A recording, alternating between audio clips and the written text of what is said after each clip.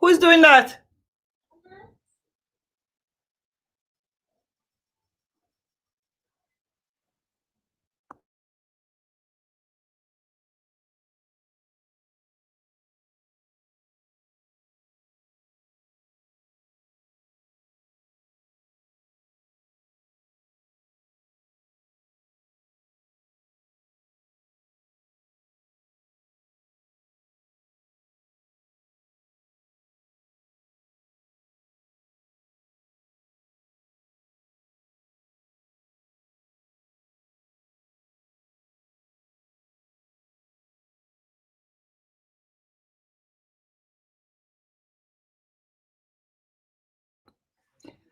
And we're live.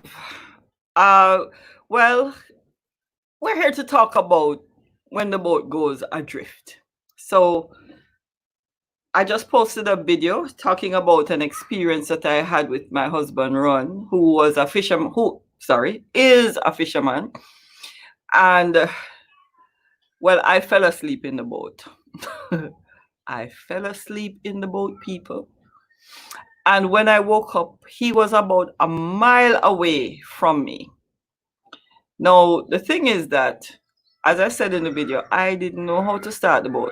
I knew how to drive it, but there was a little trick with starting it, and I never quite got it. And so I didn't know how to get the boat over to him because I couldn't start it. So let's talk about the anchor and what it's held on to. Now, if you throw your anchor out at sea and it lands in firm or something firm that is immovable, the boat will move. It will go only as far as the rope will allow it, but it's not gonna move. But if it's on something that's slippery, then naturally the boat is gonna move, because what is slippery cannot hold your anchor. Remember, your anchor is holding down your boat. Your boat is your relationship. So you need to have a strong, not only a strong rope that holds the anchor, because if the rope weakens, you will leave all the anchor at the bottom of the sea. But you need that firm thing that the anchor is going to hold on to. Now, for the average Christian, or maybe not so average, who am I to talk? If that anchor is not Jesus Christ, then your marriage on a slippery slope already. If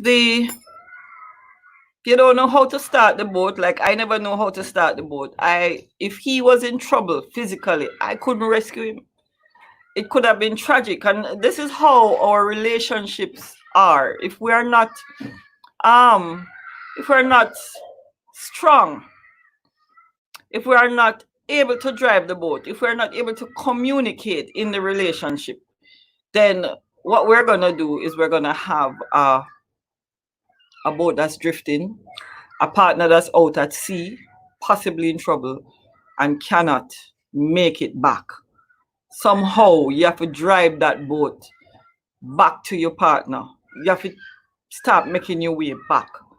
if this relationship let's face it, if it never mean anything to me and I couldn't get in trouble with the Lord, could I left him a seed, don't it?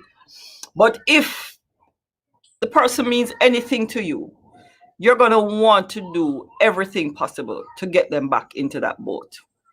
Now, I don't know how many people are out there, because I'm using a platform I'm not used to stream to YouTube. But if you're out there, make a comment, identify yourself, let me know that you're out there. So let's talk about this rock that is Jesus Christ. If Jesus is the third person in your relationship, in your marriage, and this, let me tell you, this could apply to friendships also. So if love, Jesus, because love is Jesus, is the same, is the third person in that relationship, if each person is making their way back to Jesus, you must meet each other. And so we talk about, I can talk only from the wife's perspective, right? I know what the man is supposed to be in the relationship. He's supposed to be the king, the priest, the provider, my protector. Let me tell you something, If it's one thing I know, the real big man, him have me back. When I say him have me back, him have me back. I know when I'm in the bush with him, I feel totally safe. I mean, one time I was in the bush with him and he was carrying this big 300-pound hog. Cannot forget. And we're going down a slope and I had a problem with my knee. And going down the slope, my knee started to feel like it was going to slip out. And I remember I screamed. And he took that big 300-pound hog and he threw it down the hill and he go, that dead already come. And he stood in front of me and he walked me down the hill and made sure I was all right. Another anecdote, we were in the swamps and we had a bumper hunting that weekend. And he and his hunting partner were making our way about 1.5 miles through the swamp to the boat. Now, it was about 7 wild boars that were killed, and they were carrying out 4 that were caught in the traps. They weren't dead yet. And he and his partner were carrying 2 of them each. And so I had all the load that I carried in. And I think I'm going through what Peter went through yesterday. I'm hot, but I don't have any AC. But I'm carrying now all the load they carried in. So I'm carrying the pots, the pans, my camping gear, their camping gear. So I'm loaded down going through the swamp, right? And his hunting partner says to me, you better make your way out to the boat, we're going to leave you. And I'm saying to myself, well, if he ever left me, say, we done, right? So anyway, I'm halfway through and I'm really struggling under the weight. And I only hear call out to say, Misha. Well, I'm going to tell you why I'm calling Misha, but say, Misha, and him come and him help me. And I'm like, my hero, When I'm in the bush with him, I feel so safe. I don't worry about anything. I don't worry about my safety. I don't worry about if anything's going to happen to me or if any animal going to attack me, because he'll be there for me. If I know my husband, he's going to put himself in the way of danger to protect me. So I know he's my protector. I know he's my provider. I was looking for a video to show you, a picture to show you of a fish that he caught once when we were camping. It was a mutton snapper, weighed close to 25 pounds. It took 3 adults, 12 hunting dogs, 2 days to eat off most of it. Okay? And he always called me his quartermaster because I always pack food. I pack food, dry fruits and that kind of thing. We can't go hungry. But he always makes sure to provide. That's one of the things I love about him. And he's sitting off to one side, looking at me, listening. He's not ready to come on yet. So, if anybody's out there, you can ask questions. Today is our 9th anniversary, which makes 13.5 years we've been together. That's the longest relationship I've ever had. Okay? 13.5 years. And so the wife, me, that's me. The word Ezer, E-Z-E-R, in Genesis 2 verse 18, that's the word for helpmeet. It's actually a military word. When I research that word, it says that's a person who sees the danger coming and acts on the danger. In other words, this person warns of the danger. This person, so I would see danger in terms of what I may see happening spiritually, or what I may see happening physically, or if he's going a route that I don't think he should go, I would tell him that this is the danger in doing this. Now, it's up to him if he's gonna take my advice or not. And husbands, as I said, your helpmeet, your wife, is blessed with a certain kind of wisdom and insight to see these things even before you, because sometimes you're too close to the situation.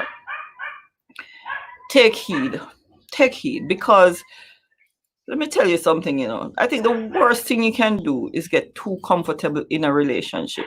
When you get too comfortable, you start to take things for granted. You don't appreciate the things that the person does to help you.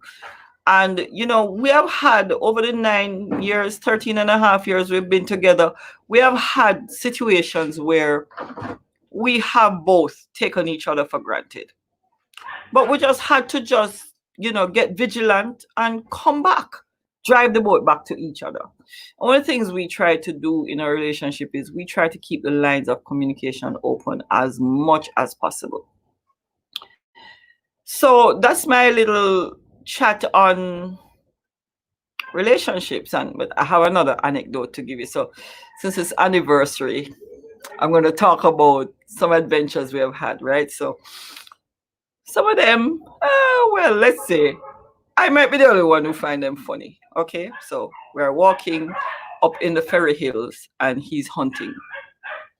Now my husband, I bust on him, afraid of lizard. He's not like lizard. So we're walking through this bush, and I'm telling you, this is an example of how God provides for all his creatures, right? And there's a lizard that's jumping from one tree across the path to the next tree. However,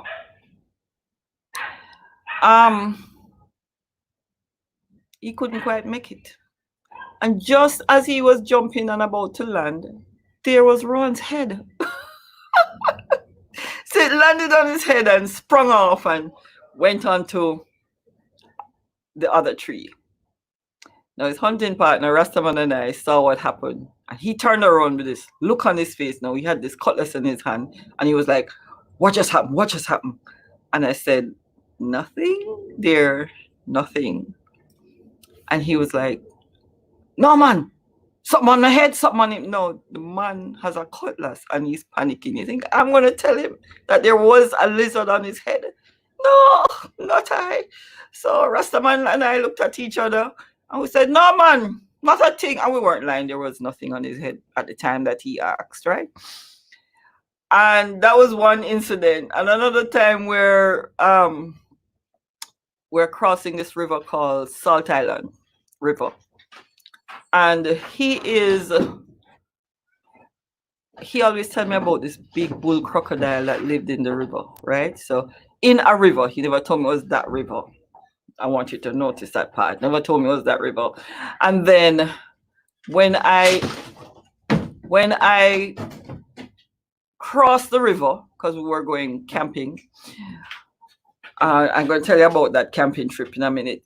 So when I crossed the river, he said, you remember that big bull crocodile I told you about?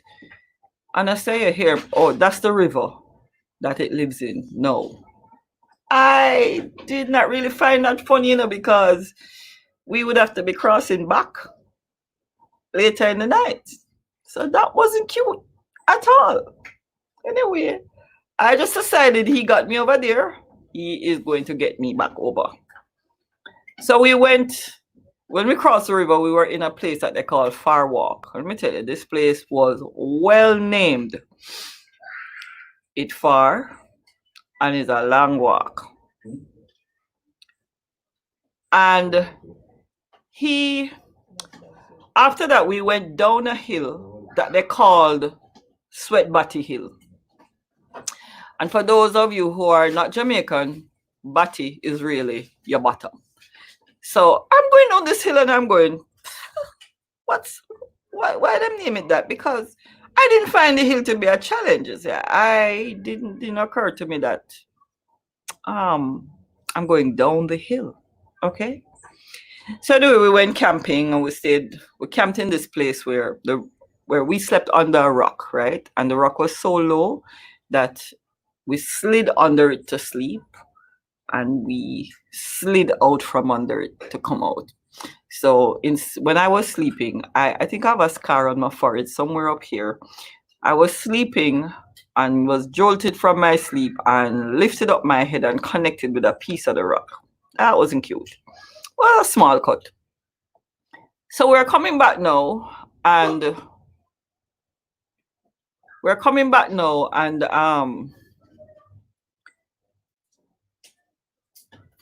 I am finding out why they call this hill Sweat Batty Hill.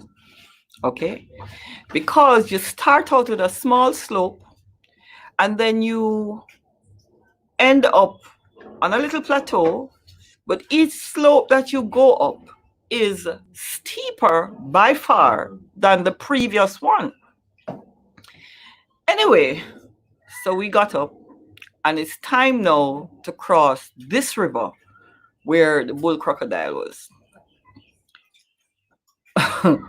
Ron's hunting partner, Rastaman, started jostling to go behind Ron in the water. I wasn't having any of that because I wasn't going to be the one at the back. Furthermore, we were carrying dead boar that we hunted and killed. Well, I just took pictures. And Rastaman is jostling me for the space behind Ron, and I said, no shocking way, and I make sure I pace up behind him. Anyway, we crossed the river. It was night, which was really scary, but we crossed the river and we all made it home safely. So that's my trust in him. That's the level of trust I have in him. And, I'm thankful for the many challenges that we faced in our marriage. I am thankful that we overcame most, not necessarily all of them, but we have overcome most of them. But we have overcome because we are grounded in our belief that our marriage was ordained by God. I'm sorry. Our marriage was ordained by God. And we believe that we must do everything to make it work. So when one of us fall out of the boat or the boat drift, we always try to move the boat towards the other one so that the rescue can happen. All right, well, that's it for Under My Tree. Thank you for coming to my premiere. I hope you enjoyed it. Please like, share, and comment, and let others know. We're going to try to do this weekly, and there'll be some lives in between. So thank you once again. See you next week, Under My Tree.